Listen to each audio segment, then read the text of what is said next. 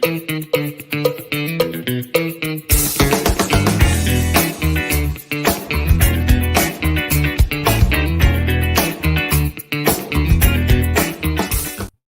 we're live, and I tried to sneak in a drink of water and it trickled down my chin. Welcome, everybody. Hello. This is They Talk Funny. My special guest today is the amazing Tracey MacDonald, all the way from California. So she's on the show with us. If you are joining us, please make sure you press like, say your name and where you're watching from in the comments. And if you have any questions for Tracey, please share them into the comments, and then we can bring them onto the screen so everybody can see them. And Tracey has a chance to answer them. Tracey, how you doing? Hi, Paul. I haven't seen you in so long, and I'm really proud of you for doing this show because, you know, we all need it, and it's not like we're able to go out. So exactly. You're like, thanks for starting it off in a downer note. But I'm a comedian, so I don't like to go out much anyway. You know what I mean? Like, my life's pretty much the same. Yeah. Well, I definitely get that. We tend to hibernate and write and then work on stuff, and then we go out there so we can just throw everything off the stage and hope that some of the people will respond with laughter. I think that is probably the grossest definition of comedy I've ever come up with. But yeah, I haven't talked to you in so long. I remember us doing comedy in Dartmouth, Nova Scotia together, which is where I'm originally from. To anyone that comes on, that's a Maritimer. That's I'm gonna take this hat off because I feel like, can you see me better with the hat off? Okay. Yeah, there's more light on your eyes with the hat off. But you are currently you're working in California as a writer, comedian, voiceover artist. Yes. You have your own podcast. You have all this stuff that is happening. You're living the dream, basically. I'm living the dream. I moved to Malibu. I've been doing. Jeremy Hotz has a live show, which has, I think, 15,000 live viewers a lot of the time, and it's on his Facebook. You should interview him too. But anyway, he's going on the road soon, but he just has me play his stalker, and so many people liked me being. It's okay. He says at the end that it's Tracey MacDonald playing my stalker, but so many people like Agatha the Stalker that I'm a recurring character. So it's kind of funny being in quarantine, and instead of like getting ready for a stand-up show, I'm getting ready to find disguises to be like the stalker on his show, like play Jeremy's mother, or like buying beards on Amazon. It's just like it's really fun. With the Canadian references, it's like you get like Mr. Dress Up Tickle Trunk in your exactly costuming. Exactly. Yeah. I'm a prop comic now. I'm like Carrot Top, but yeah, that's funny. That's I've been doing that. I do have a podcast called Coming Right Up, and as you said, you listen to some of my interviews. I was about to do like Ron James and everything, and I kind of did what does happen to comics and people during quarantine is they start a podcast. Not that you're going to do this, but because sometimes they start something and then they go, forget it, I'm going to do something else. So I have to get back to my podcast. But I was definitely interviewing a lot of like well-known Canadian entertainers. It was really fun. And I'm going to continue it again. But yeah, I've been doing that during quarantine. And then I've been doing, of course, the virtual shows where they tip you. You kind of feel like a stripper because you're getting tipped for your bits. You know what I mean? But, you know, I've made a couple $100 just doing like 5 minutes of jokes. And like some comics are like, I refuse to do virtual comedy, but it's not the same, but it's still nice to be able to, you know, get your material ready, be doing your, you know, making people laugh, and you can hear a lot of them on the Zoom that come on. So some people that might be against it, or they don't want to do the virtual comedy or whatever, it's kind of what's happening right now. It does make a difference, and it's a chance also to try the new material, and it's just a slightly different format. So I think it's still it helps a comedian grow. Is my point of view on that. Is the comedians, we get a chance to grow by doing these new format type shows, whether or not you can actually get the live feedback from the audience directly like you do with the Zoom shows. And I've been growing by eating a lot of Uber Eats and ordering food. I was trying to make my face look thinner for this show. And so I put on like a wig and a hat, and this isn't even my real hair. And I look thinner. But it's just making me sweat. Okay. Yeah, we're hitting a heat wave in Montreal today, so I'm a little bit There's a heat drenched. wave in Montreal? Really? Yeah, yeah. It's a humid heat, which is the bad thing. So I can see that we have some viewers. So if you're watching, say hi in the comments. What? We have Now, viewers? I can't see them. Okay. Hi, oh, please follow we me on my new yeah, Instagram. Tracey MacDonald Live is my new one. which is right there. So it's written out nice and big. Tracey MacDonald Live, and that's on Instagram. You're doing a lot of like deep fakes with your Instagram. Is that Well, this accurate? is what I was going to tell you, Paul, which you might think is funny. So my sister called me and my best friend both on the same day. They're like, we need to both talk to you. And they did like an intervention on me because they said my Instagram was bad. I post too many memes and mashups and crazy shit. And so they're like, you have to start a new one. I was like, but I already have followers. They're like, no, no. So now I have Tracey MacDonald Live. So it's just going to be like my comedy stuff, what's coming up, nothing crazy. And then I have a meme mashup one, a separate one. So Oh, okay. So the deep fakes, the ones that you're doing with your face on music videos, etc., is yes, that's the old one or the new one? that's that's a totally different one. Yeah, that's kind of an old one. I had to put that to rest because I guess my sister and other people thought it doesn't, I can do my face on different characters, but that doesn't really have to do with my stand up and what I have coming up and podcasts and shows. So Tracey MacDonald Live, it's kind of tough because I have to start all over again. But Tracey MacDonald Live is going to be my comedy professional, like social media manager comedy page. All right. So Because during COVID, I was this doing is the that. one that During is, COVID, I was just posting every hour crazy memes and mashups, and people were like wondering if I was okay mentally. which is okay, and it's good that we have people who check in. Like that in itself is a wonderful thing, and It was a cry for help, Paul. It was a cry for help. and it was answered. It was answered. They wrapped your knuckles They did. for doing that. Because Now every 10 minutes it was memes. If anybody wants to do it, it's very addictive. It's just an app called Reface. Paul, I can even get some pictures of you and send you some, but it's really fun. Like I don't know if you know Ron James, but I just put of him on all course, these different characters and sent it to him. Anyway. as it is, I don't need to reface to be Gene Hackman right now. Oh my Uh, God, you do look like Gene Hackman a bit. yeah, I hope it's a good aging thing. I'm not sure, but yeah, it's very Gene Hackman. Now You really do. you stylistically, one of the things that really kind of praised your originality is I think like you came out of Ottawa, as did Jeremy Hotz, but But I'm not the from Ottawa. I'm from, but people always mix this up. So I'm from Nova Scotia very proudly. But I will yes, say this. I started stand up at St. Francis Xavier University in Antigonish, Nova Scotia. oh, Um, okay, that's where I did a comedy contest. But I really began amateur night and stand up and kept going back to live there in between school in Ottawa. So where Jeremy Hotz is from, and Norm MacDonald's from Ottawa, and Mike MacDonald, of course, was from Ottawa. So it's good to be a MacDonald doing stand up and starting in Ottawa. So that's in nice. Ottawa comedy. Yeah. And one of the things about Ottawa comedy is they come out with so many original comedians like yourself, like John Doerr, it and Jeremy Hotz, of course, Yeah. and people who have a different kind of take on it. How would you describe your style, though? My style definitely, especially in the beginning, has always been kind of one-liners at the beginning. I feel like one-liners, of course, self-deprecating, but then, of course, now that it's, the past few years, people don't like self-deprecating. They don't like if you make fun of yourself. Everyone's beautiful. There's Lizzo, there's body Yeah, positive people.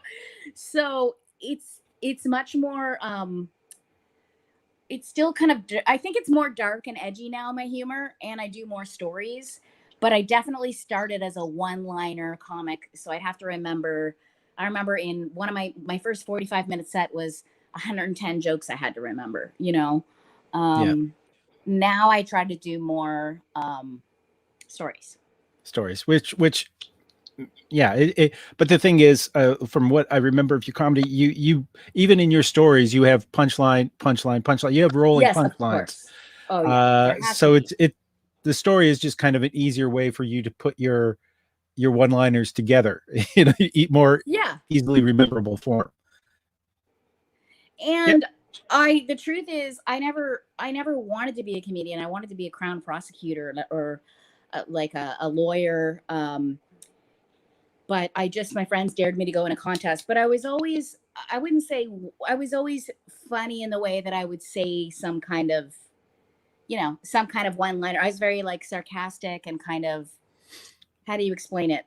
I wouldn't say, maybe a little bit like Janine Garofalo type of person. Like I was more in high school and stuff, I was more the dark kind of character. Does that Right. make sense? A little biting on occasion, but usually people had to think about it to actually feel insulted.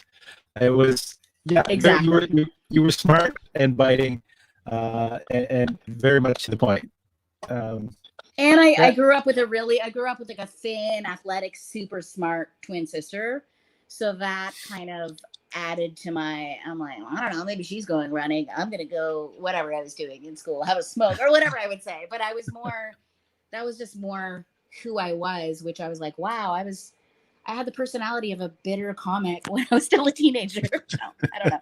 But you know what I mean? I was just like meant to be a comic. Some people, I don't mean that in a conceited way. I just mean, it's just like the first time I did it, I was supposed to be doing it. It was like there was another person. Okay, that sounds creepy, but there was like somebody inside of me saying the jokes, and I don't, and everyone was laughing. Like the first time I did it at my school at St. X, I made fun of the football team, and I had my set list ready, and I clearly knew how to do stand up, and I don't know where that came from. My father was very funny. He did radio and television and commercials, and I think I got it from him. And then he was a teacher for many years, so I can't tell. Is my face slanted? I don't know if I'm doing this right. Sorry. it pretty much everything is kind of set. It moves a little bit, but it's not distracting totally. So you were, I as look you like an said, you were amateur meant porn to be a star. comic. What? Was there a time I'm delay leaving on that. I'm leaving that one alone. Okay, you mentioned self-deprecating comedy and that you've moved on from that. Was Hannah Gadsby's Nanette, was that maybe an influence, or had you started moving before that, or did you feel the move after that? I didn't see that. I didn't see her special. Okay. All Is right. that bad? It is. It's not bad at all. It's not bad that you haven't seen it. That's perfectly okay. Not everyone has time to see everything out there. I loved it, but I'd also more describe it as a one-person show than to call it a stand-up special. I mean, there's stand-up was an element of it, but she also I've definitely heard of her. Just please know that I've definitely heard of her. Yeah, she just one of the things that she meant, and I'm paraphrasing, is she said, being a self-deprecating comic means that I'm repeating these lines over and over again, and if you repeat them long enough, then they become the reality. And so she felt that she was sort of, by being negative about herself for the laughs, she was actually becoming those negative traits more and more. And Nanette was to be her breakup from that, which I thought was a brilliant way to look at it, and for a mental health kind of way. I can see that, but when you're making money, but if it's how you make your money and you're living in Malibu, you don't really. When you're kicking it in Malibu on the beach, you're not like, oh man, I shouldn't have told those fat jokes back then. Too bad I'm getting residuals. You know what I mean? Like, sorry, Nanette or whatever her name is. Sorry, but yeah. Okay, I might have to take on this wig. Okay, sorry. Is that I have hair? It's just, it's kind of. You see it? Yeah, okay. I see that you have dyed it. It's still very dark and luscious at this point at the roots, which is fantastic. Okay, what's your writing process now? There's a lot of costume changes in this show. It's still hot here. I'm not going to stand up. I'm taking my shirt off next. Okay, so we got to get your viewership up. Okay, so what's my writing process? I'm in my closet right now because it's really good lighting in here. Okay, So my writing process, honestly, is I try to do morning pages where I write in the morning. That was in a book called Do you The set a Artist's Way. goal time-wise or page-wise? There's a book called The Artist's Way that I think a lot of comedians have, and it's where you try to write whatever's on your mind every morning for 3 pages to get it out of your head. So I do that, and then it's really weird. My jokes always come to me when I'm going for a walk. So it's usually, it sounds strange, either early in the morning or I'm going for a walk. That's when I think of them. So I'll keep doing the writing and trying to think of jokes, but because I do the morning pages every day, all my material, this is going to sound strange, comes to me in 1 or 2 days. Like I wrote, my last album, 2019, was called These Tits Have Always Been Trouble. I won't get into it too much, but I survived breast cancer. I still have a lot of hair back now since, I mean, I had no hair not that long ago and it's back. But anyway, so sorry about the roots. So I wrote the album. I just kept doing new talent night and things like that in Hollywood, and I thought of a lot of the material within, a week or two. I had it together, but that's because I had been writing my morning pages every day. Does that make sense? Kind of. No, that's perfection when it comes to comedy discipline. The fact that you're writing and the fact that you're able to get on stage to work out the bits to make them tighter, and the fact that every morning having that dedication to write at least 3 pages. I should say I'm a comic, so morning. I mean, come on, I don't always wake up that early, but I try. But I'm just saying, okay, so Paul, say you're just wake up in the morning and you write whatever's going on that day. Like my lamp is beside my bed or whatever. Like, man, I look like Gene Hackman or whatever's on your mind. You get whatever's on your mind or whatever fears you have out of your head. And then it kind of leaves more room for the comedy. Also, before I go on stage, I write out my any fears I have, and then I just write thank you universe for taking away these fears, and that seems to work. So yeah, I mean it doesn't quite verge on the secret, but it's verbalizing. I'm a strong believer in language and how our brain works. And when we verbalize things, we can actually put them in a box and compartmentalize them. And the fact that you are, using languages and to write them out, you now make them more concrete and thus less powerful because they don't have that fuzzy edges that can affect our psyche. I think that's a brilliant also, right, thing. like I'm gonna have an amazing show. The crowd is gonna love me. Like I think positive. My friend just told me she read this comedian. I don't know her last name right now. She's really, really big though, but her name is Laura. She's really big, especially on Instagram and everything and on YouTube. She's a social media star, but she said that she changed her whole comedy career by doing positive affirmations and manifesting like every day. And also same with Casey Corbin. He said he manifested a lot of his shows and he just needs to manifest a girlfriend, but that was your first podcast for coming right up. Your guest was Casey, and it was brilliant. It was great to listen to. Like I've known Casey for years, and it was good to hear because I thought you attacked the topic very well because you have a rapport with Casey, but you also brought out what you thought was important in him that he might not have been quite forthcoming with originally. Made him spill his guts, which I didn't really mean to, but some of my interviews have been actually, I really, really love doing that podcast, but some of my interviews were silly and fun, but the one with Casey was, I just kind of asked him everything, but I've known Casey for a long time. So, and you also made it clear how much you believed in him as well. Of course. That was a great thing. I mean, it's, I can see how that could make it. I'm not saying that you were doing it intentionally, but that is a way to make him feel more at ease and more comfortable to sort of like spill his guts to like expose all those inner thoughts. See, I would feel more comfortable though, just so you know, Paul, if you just insulted and bullied me.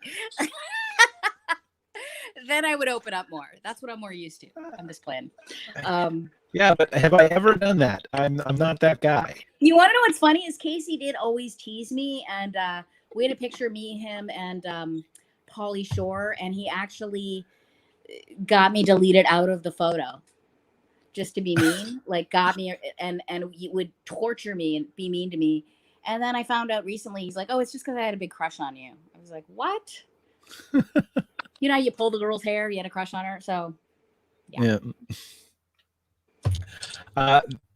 There is now you keep on referring to you write it out. How much are you still doing pen and paper? How much are you typing or using a phone or I don't type. I write. I'm old fashioned. I write. I pen and paper. It's Always, a lot of the people I've talked to, I find they talk about the texture of pen and paper, and then there's some people saying, well, I've always done my schoolwork on a keyboard or whatever. So it makes perfect sense that you keep with writing. Most of us, I don't really remember doing any schoolwork, but because I was I was started drinking at like 14 and stuff. But anyway, I wasn't great with schoolwork, but I'm just saying with comedy or with diaries or with my feelings or my ideas, I wish I saved them all like some comedians, but I do it all in my notebook and then I'll like find it in my notebook. Maybe some is typed up in my computer, but I don't even know where my computer cord is right now, which is why I'm on my phone. So to anyone that's watching this later or right now and you're like, how come she's the other way? It's not Paul's fault. It's mine. I was like, I look better on this angle. Let's just do it this way. And if you know where Tracy's cord is, you can tell her because it's missing. Please tell me where my cord is. Yeah. Now, when did you fall into voice acting? Have you heard that my voice? It's like, I don't know. It's just I have a very, some people have told me it sounds like a chipmunk. Other people have told me that I have a sexy voice. I don't know. I just have a particular, I feel very, very, very lucky about my voice. I feel like I'd be nothing without it because I think, when you really think about it, your voice is everything, because if they're going to play your albums on, Pandora or on XM radio or Spotify, if you're going to do podcasts, if you're going to do interviews, and just if you're going to do some voice acting where a lot of the times I need to play someone younger. But I just kind of got into it because a lot of people told me they loved my voice. It sounds really conceited, but. Well, no, it's a good thing. So people, did you get a job offer before you were considering it, or did you hunt down a voice job, or did you make a voice demo first? I started getting offers and then I made the demo and then, that's kind of how it started. It started with phone sex, if you want to know the truth, but. Oh, sorry. I thought that was a lead-in for a joke. Now during COVID, I'm doing phone sex. Is this a PG show? Is this a clean show? It is not. No, you can. We can swear as long as we don't do nudity or graphic sexual acts. I think we're good for our destinations. You don't have to worry about that. I haven't done that in a while. You're living in Malibu. Yeah. When you're living in Malibu, I don't know what that means, but actually. Yeah. Sorry, I interrupted you. Okay. Okay. I wanted to say I'm living in Malibu with my best friend, and she has friends and knows people and kind of helps produce some comedy shows herself, and she also does a podcast called Love Her Pod, and it's all about like kind of foot fetish stuff. So I don't know if that's your thing, Paul, but so I was gonna say that helps pay for my rent in Malibu. So thank God guys like feet, because that's why her and I got the place together, because she's paying more of the rent. But anyway, I don't know if that's too much information, but I'm just like, wow, we live in Malibu and foot fetishes. I don't know if you know anyone that has any. There was a famous Canadian comedy incident involved somebody with foot fetishes. Oh yeah. Oh So yeah, I forgot about that. Oh, but this is I don't have any. I don't have any. yeah. I was just saying she produces a show with comedians interviewing women that do foot stuff, and it's hugely successful. I'm really proud of her. So she works on the comedy side of it. But I was saying, like, I was just making jokes to my family. I was saying, because of Oh, my self-deprecating jokes and because of her foot fetish show, we get to live in Malibu during the quarantine because men always like feet. And women always like self-deprecating humor. So anyway. so do you do any the writing for that show, or because I mean you're a writer as well? Not really, but I do ghost. I mean, not recently, but I have ghost written for a lot of comedians where there's obviously a contract signed saying that you know what I mean, saying that I can never The tell anyone material, that I wrote for them, and they right? can use my material on their albums, in their books, in television interviews. So I did do that for quite a few years. I don't do it as often, but it was too hard watching people on TV with the jokes that I wrote. I was like, hey, I want to be on that show.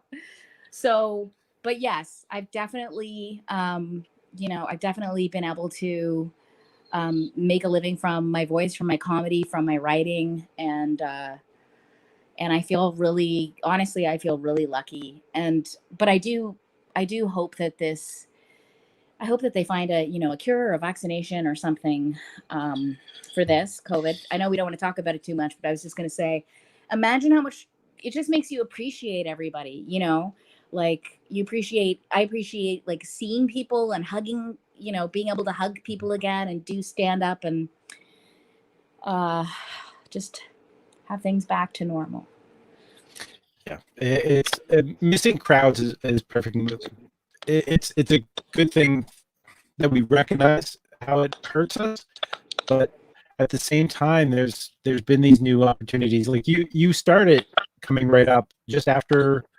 I started it during The, COVID, right, yeah, from my place, and it really helped me. Like I think anyone out there, if you're, it's good to do something creative. Or another thing I try to do is I try to walk like 3 miles a day. Like I just think it's really important to, especially for comedians, to keep moving and keep being creative and writing and doing something. Because I was even saying to you before this, I was like, dude, I'm kind of down. Like, you know what I mean? I think that, a lot of comics can have that, what's the word? I don't want to say depression, but we definitely feed off other people and other people's energy and being around people and laughter and our careers and things like that. So it's good to, call other comics, stay in touch. There's something called Comedy Gives Back, and it's a whole website. And like you can go on there, and if you're feeling sad, you can call somebody. Like they have all this stuff. They like have sent yeah. money to comics. It's been really helpful, and I think I've had a few comics call me, and I've given them the number, and they've called just if they need, if they need something. It's called Comedy Gives Back, just for anybody that's watching. Comedy Gives Back. I'll make sure that we get a banner up there. Also, I want to put your Twitter up there as well, so people can see you in short form comedy. Do you use your Twitter much anymore? Yeah, it I looked like it was don't. I still need active. to. All right, so I I'll will. I hide. will. I do use my Twitter. It's at Tracey MacDonald. Like I said, I feel like even when I look at my Facebook, like I was doing a lot of stand-up shows, and now I have to get way more into my social media. I think it's people that have been doing it for years. They have so many retweets and so many followers, and it's just something you've got to just keep doing, keep posting. At least post once a week, or post Yeah, as much as you can. But it's yes. there. I see some of the comics in Montreal who have huge followings because they're posting multiple times a day, and the fact is that because each one gets a certain amount of likes, then the next one shows up more in the algorithm, so they appear more often, so they get a chance of getting Oh. even more likes. And it's again, it's about consistency. Same with this show. So those of you who are watching, press the like button because it helps with the algorithm. So we got to prove to Google that the math is good. Exactly. Let's get Paul's show huge, okay? All right, you And guys.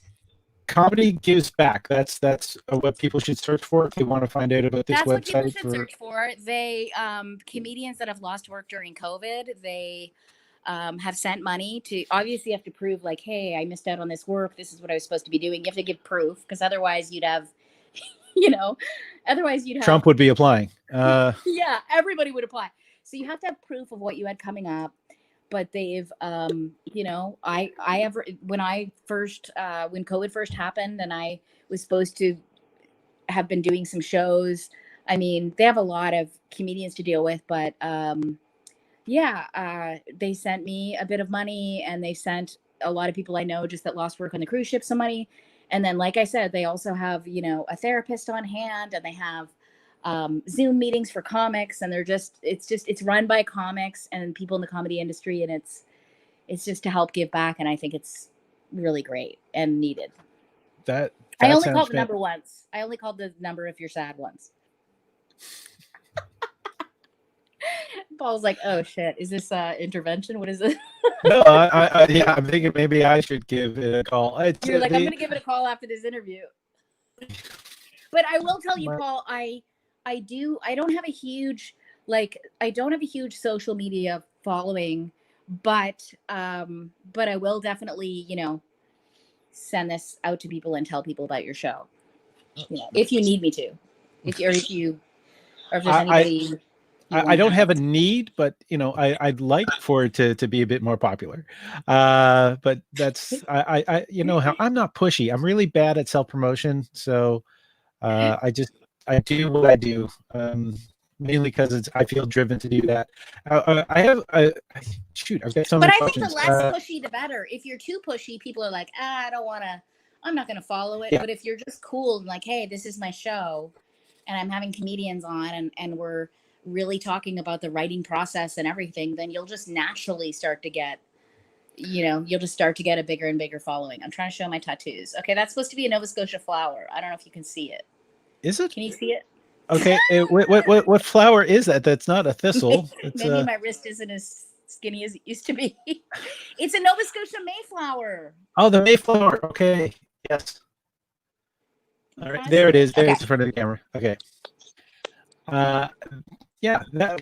Okay. I'm all right. I've got three directions I want to go at once. The first one I'm going to hit is because you mentioned comedy gives back, and I know that you've not been living in Canada for a while, but what's your thoughts on the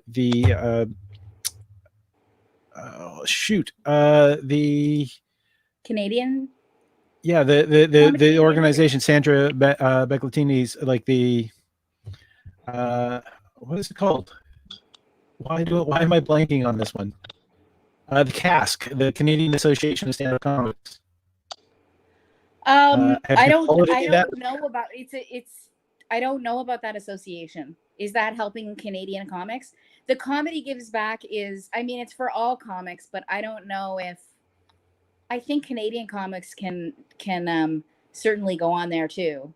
I don't know how it works with pay. Like, I don't know if you say I was supposed to be doing these shows in Canada. It might be just like for US comics for that part, but the therapy and the workshops and the writing workshops I think are for all comics. Okay. But what is Sandra doing? What is she doing? Is there like an association? Well, there's a couple things. It's first off, I don't know, Heritage Canada doesn't recognize comedy as an art form, so they've been petitioning the government for that.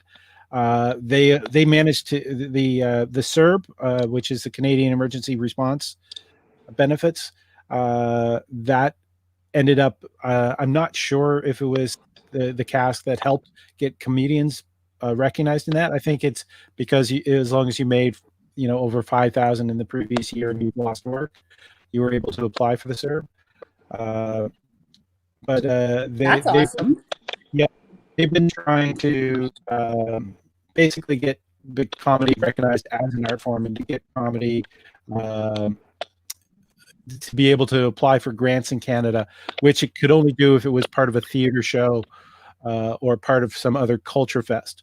So things like the festivals that happen in Canada could apply for government grants, whereas individual comedians putting on shows were not able to.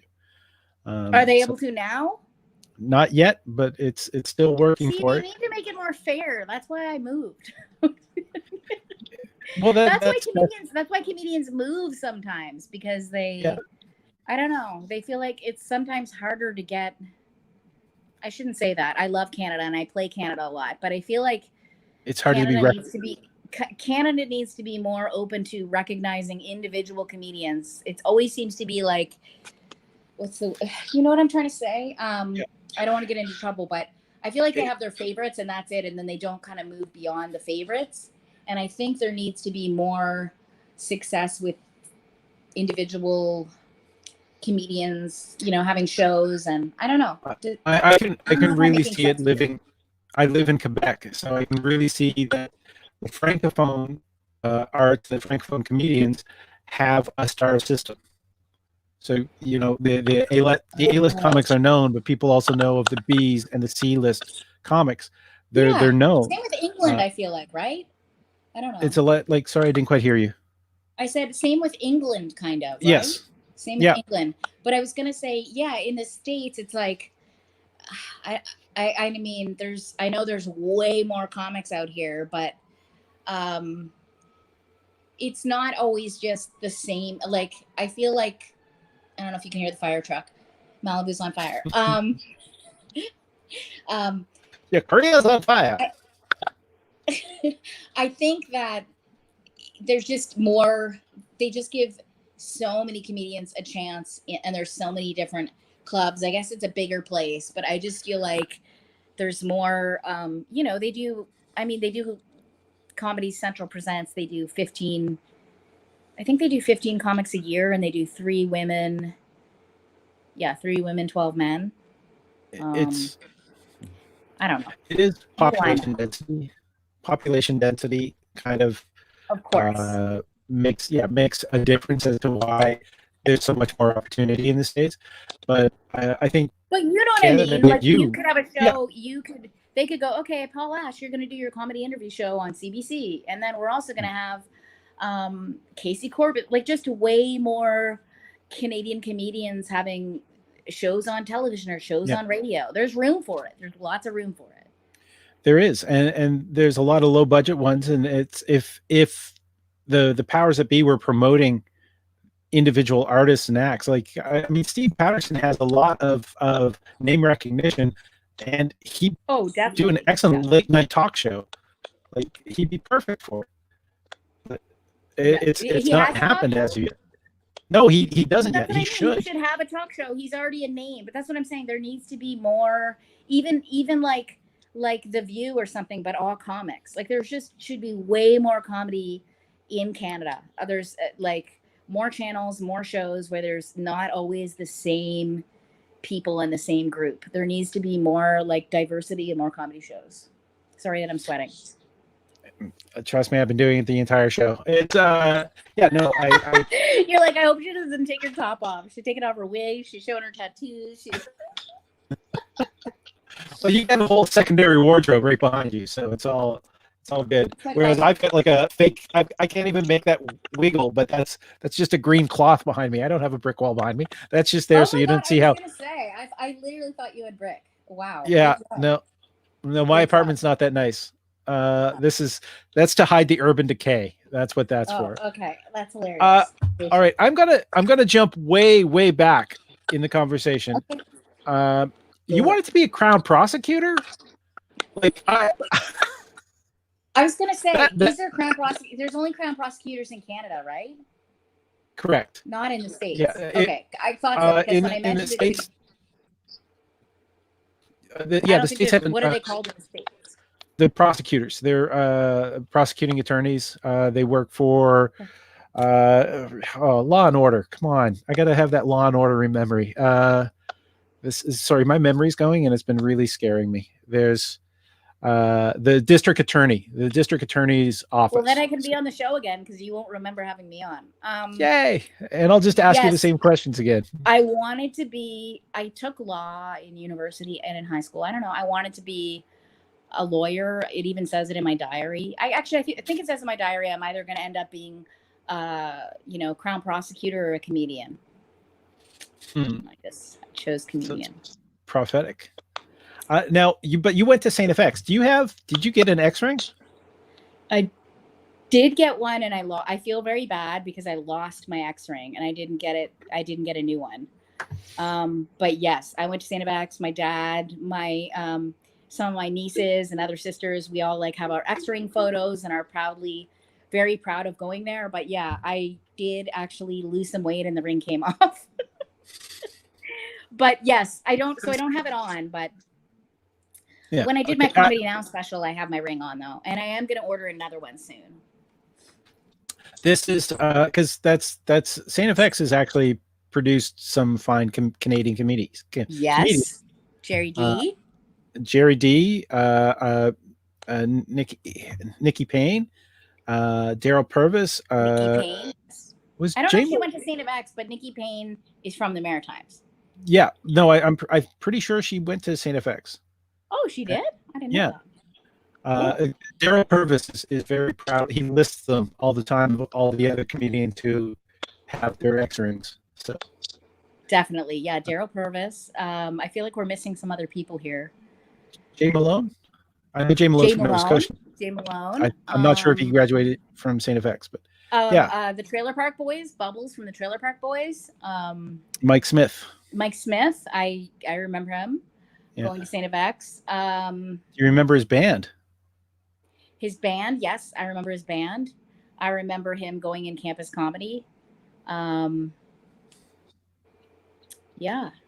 I can't think of who else I'm missing. Okay, but you have to be funny. You have to be funny when you're from the Maritimes or even from Canada because you're used to being indoors where it's cold. Like I just think all Canadians are funny. If you come out here, the time I've been in LA, whenever I play a comedy club, I'm a regular at the Comedy and Magic Club in Hermosa Beach, and they're like, "Do you know any other Canadians?" I think the owner is Canadian, but if you say you're from Canada or from New York, they're like, "Oh shit!" Like they know you're going to be a good comic. Like Canadians have a very good reputation for being funny. I think touring in Canada is a great training ground for separating the wheat from the chaff of the material, and also teaching you how to present in front of different styles of audiences, so you can adjust on the fly and just do it there. I think that's what Canadians seem to come from nowhere when they appear in the States, and so they're already fully developed, and that's why they go because they did so many Yuck Yuck shows.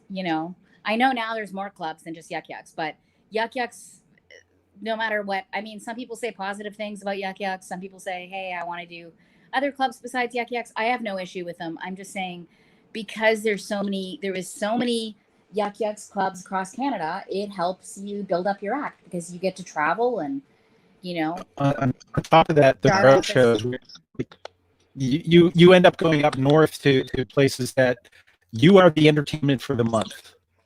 Right on a Yuck Yucks road show, and they're so happy to see you, and it's people who might not have the same cultural references that you have because they're not seeing the same stuff on television that you do, or whatever is the touchstone. But everyone, they're just generally appreciative. Yuck Yucks had a point. Yeah. So I was going to say, this is what is upsetting. So I was on a 3-week tour right before COVID, before the middle of COVID. Like I was in Toronto doing Absolute Comedy, and they're like, don't worry, as soon as things are better, you can come back and do 3 weeks all over again or whatever. But the reason why they can't really book US comics is because we have to quarantine for 2 weeks. Yeah. So I'd be quarantining for 2, then on the road for 3. And I was gonna ask you, Paul, can I stay with you for 2 weeks? Just playing. I can't. I have 2 residences because I'm married and I don't live with my wife. But really?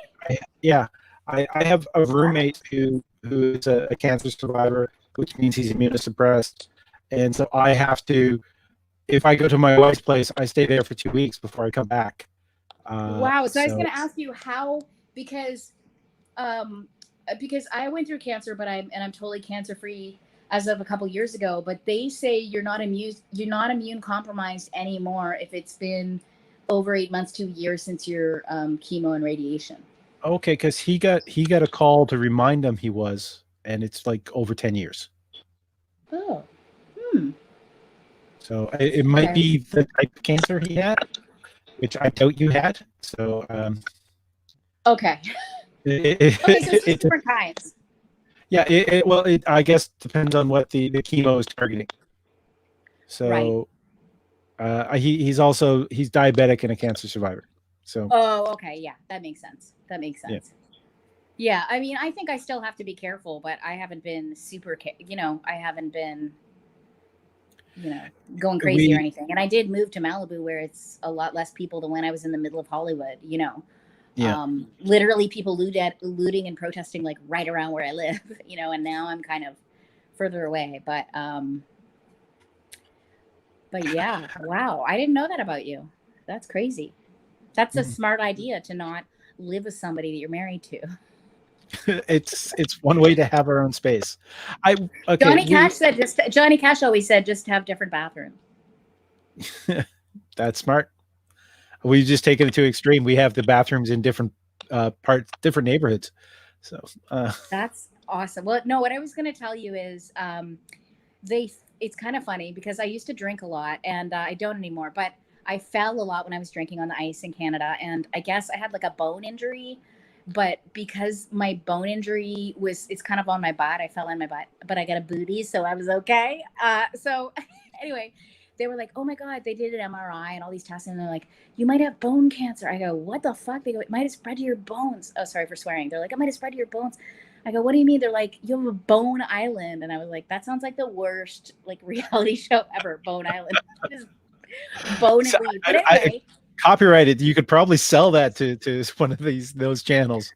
I'm going to, but anyway, turns out they're like, no, it was just an old injury. I'm like, what the hell? So I thought for like a month that I might have that, and I don't have COVID, and everything's okay. And I came out with a new bit and a new show, Bone Island.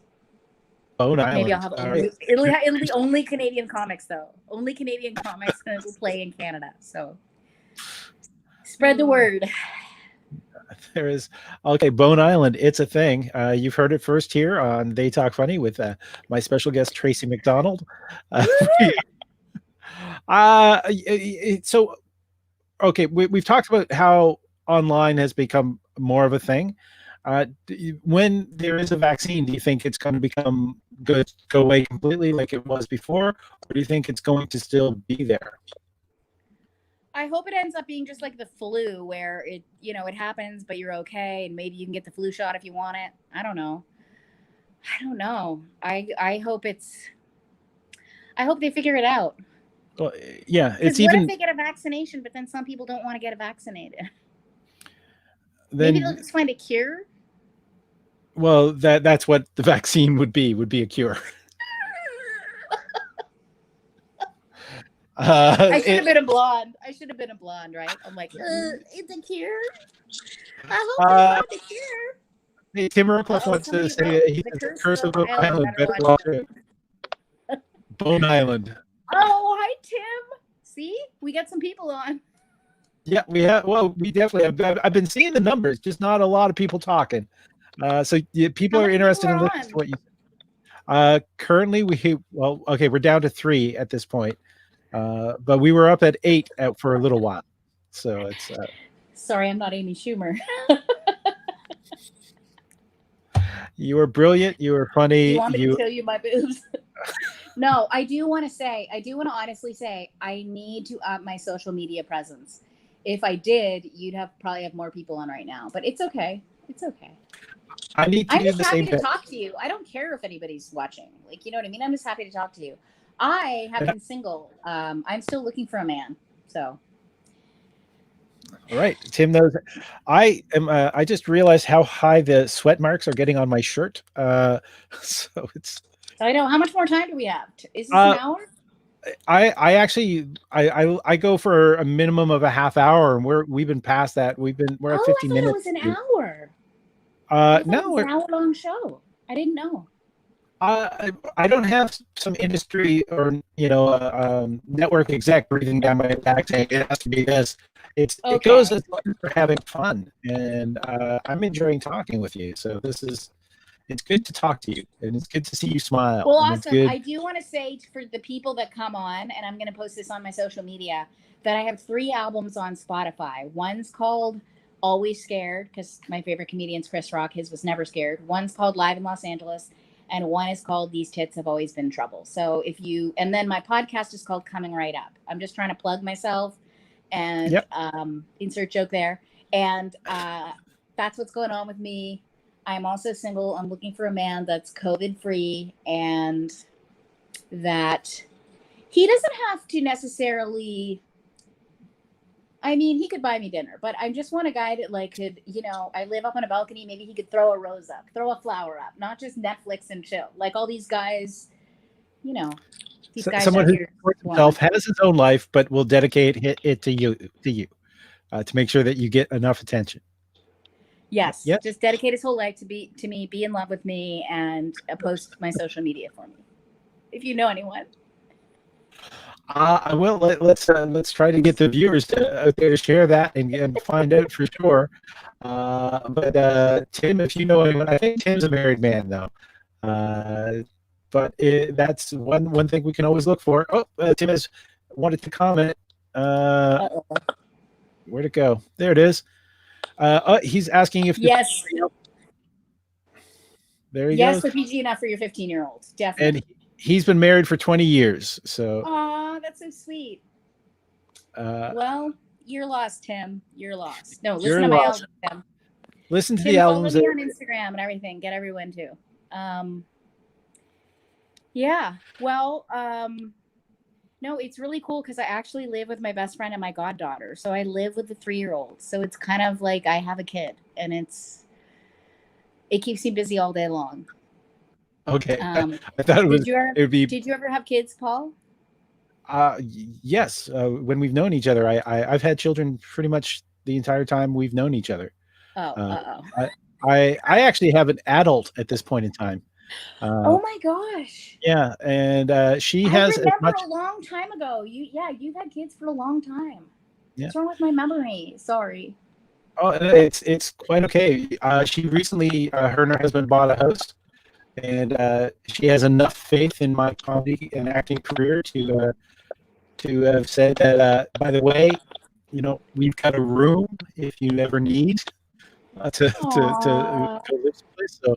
I have a fallback at this point. You have a fallback? I was gonna say I also still always think of you as, when you know someone when they're younger, you just always think of them at that age. That's how I think of you. You know what I mean? I don't know if that makes sense. Yeah, but. I do. But you've always been younger than me, so it's always. Well, I never had any kids, so I just have a sea monkey in a jar that I. that I hold at night. You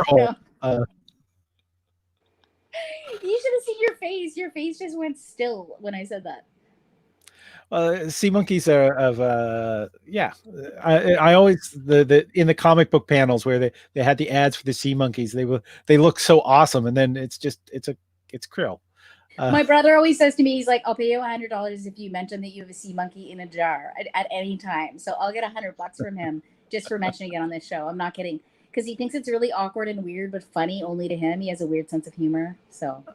Well, and it's its own way of getting residual, I guess. So it's $100 from your brother. See, I just made $100 from being here. But yeah, you said it at least twice though. So now, is that $200 or is that only once per show? $200. My brother got money. He's all right. If you want to say it another 5 times, and then we can put it on a loop in IGTV. I'll do a rap song for next time. All right. I'd love to do the show again. I feel like my phone's gonna die.